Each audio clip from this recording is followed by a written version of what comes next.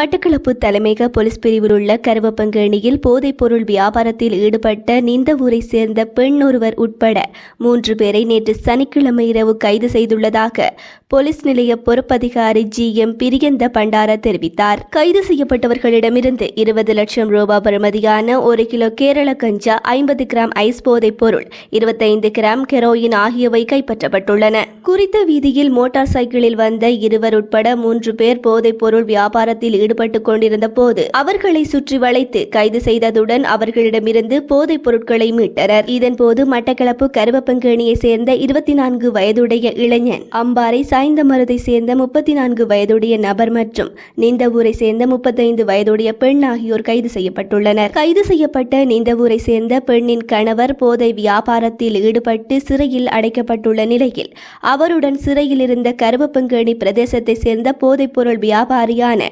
இளைஞனுக்கும் இடையே தொடர்பு ஏற்பட்டுள்ளது. அதன்பின் குறித்த இளைஞன் சிறையிலிருந்து நீதிமன்ற பிணையில் அண்மையில் வெளிவந்து நிந்தவூரை சேர்ந்த பெண் மற்றும் சாய்ந்தமருதை சேர்ந்த நபருடன் இணைந்து இந்த வியாபாரத்தில் ஈடுபட்டுள்ளதாக போலீசாரின் ஆரம்ப கட்ட விசாரணையில் தெரிய வந்துள்ளது. கைது செய்யப்பட்டவர்களை விசாரணையின் பின்னர் நீதிமன்றில் முன்னிலைப்படுத்த நடவடிக்கை எடுக்கப்பட்டுள்ளதாக போலீஸ் நிலைய பொறுப்பதிகாரி தெரிவித்தார். மேலதிக விசாரணைகளை மட்டக்களப்பு தலைமையக போலீசார் மேற்கொண்டு வருகின்றனர்.